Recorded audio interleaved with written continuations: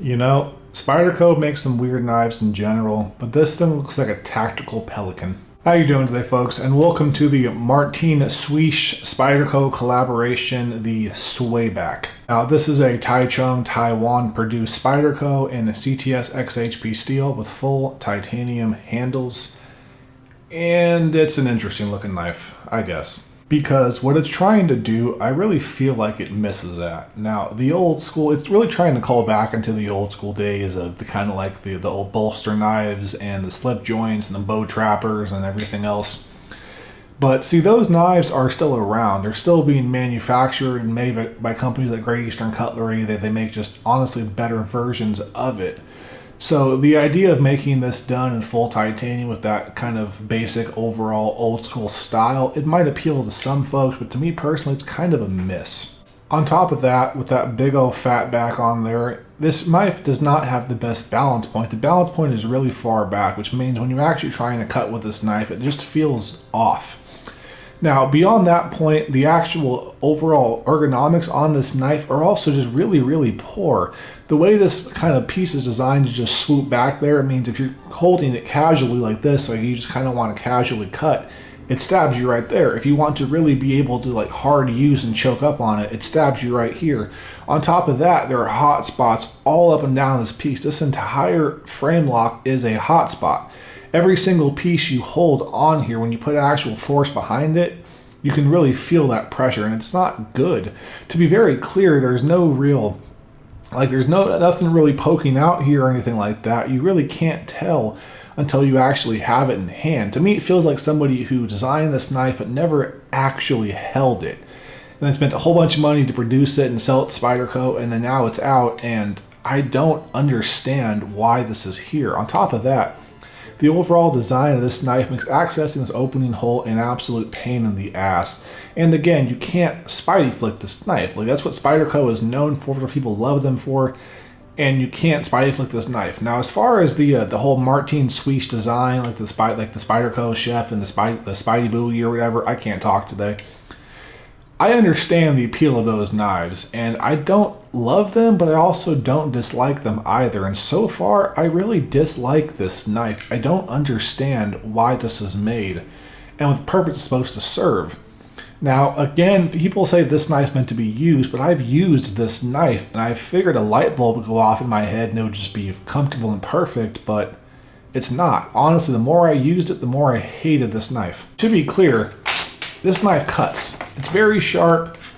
The overall edge geometry, while it does always catch on a little piece of paper, it does cut. Like, look at this thing. It's an absolute laser beam.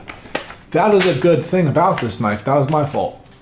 But again, like, if it cuts but it does not cut comfortably, how is it supposed to be used? Or are you just supposed to basically hold it in your hand and love the way it performs but be miserable the entire time? This is not a cheap knife. Like, I really don't understand. I keep on saying that, but I really just do not understand what this knife is supposed to be. Now, picture-wise, I've taken some awesome shots of this knife. It's definitely pretty in certain angles, but when you're just holding it and experiencing it for yourself, to me, none of those really matter. Now, as far as overall action, allow me to contradict myself, right? Because while this knife is not fidget-friendly at all, it does remind me of the old school bow trappers. Now, mind you, those have a little nail nick down here, and you can still open it this way. It's not comfortable by any means, but it's almost like the nail nick of the future where you're just grabbing this and pulling it out. And it's a bit more refined, a bit nicer overall, and for that, I really have to respect this knife, but like, again, I don't understand why they had to make the choices they made in order to make that one feature work. And again, it means that if you want a modern traditional knife that's a locking knife, so it's outlawed in many places, you kind of have to go with something like this. But again, I just feel like it could have been done better. Or at the very least, make it into a slip joint. Like, really invest in that whole old school look that you wanted to have and just make this into a slip joint knife. To be clear, this is a slip joint. I'd buy it. I would for sure buy it because it'd be very interesting, very unique, and at the very least a novelty. But as it is, it's a frame lock that does not quite know what it wants to be. As far as the EDC size, weight, and carry ratio, it also misses that mark. Now, it's definitely, as far as the actual size, it's fine. The actual weight of the knife, because it is so off balance, does not carry well in the pocket, does not carry well in the hand. It honestly feels heavier than it actually is, and that's again kind of a miss, because if you want a functional novelty, there's better things out there. If you want something that's slim and slender and gents carry and functional, there's better things out there. Again, I don't recommend this knife. It's too expensive for what it is, but again, it's an option. So what is the option when it comes to the Swayback? For me, again, I've taken some really great pictures of it. I really do enjoy that aspect of the knife. At certain angles, this knife is absolutely beautiful. But I really feel like this knife looks better in pictures than it actually does in principle and being in hand. Because again, the ergonomics are just off. Like, it should fit, but it doesn't. And again, this might just be my personal preference, and I just have bigger hands. But like, for me, I really don't get it. On top of that, look at this right here. This piece raises up so you don't basically cut yourself, but it's not functional. If you're actually using this knife multiple times, my finger popped up right there and I cut myself. And this knife, one thing it does do very well is it does cut. So whenever time you jump up on that blade, you're gonna bleed over and over and over again. As you can see there's little pieces here and there. It's almost healed by now, but like, again, it's just something that I don't understand why. And I'm going to keep rambling, talking about I don't understand why. So I'm going to cut this video off right now. My overall score for me personally on the Spyderco Swayback is going to be a 2. I hate this knife. I appreciate what they tried to do, but I feel like what they tried to do, they completely and utterly failed at.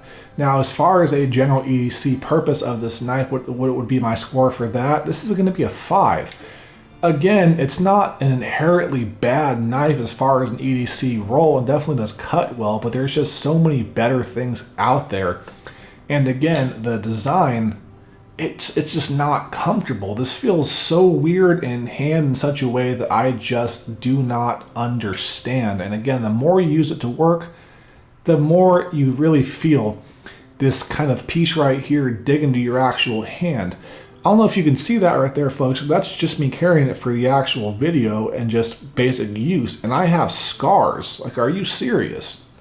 That's from actual use and carrying this piece and it just poking into your hand over and over and over again, rubbing over and over and over again. Like, it's just not okay. I feel like this knife should have never left the concept stage. This would be a very interesting drawing, maybe like a little one-off custom or whatever, just to basically, you know what, and say, fuck it, I did this, it's interesting, it's different. But as far as a full-on production premium Spyderco, I just don't see it. I just really don't. If you do, more power to you, but for me personally, this is just a profound and utter miss. But anyways, folks, at the end of the day, everything is all about personal preference and personal beauty. And this knife might not be for me, but it might be for you. And either way, I cannot deny right now, it looks pretty beautiful.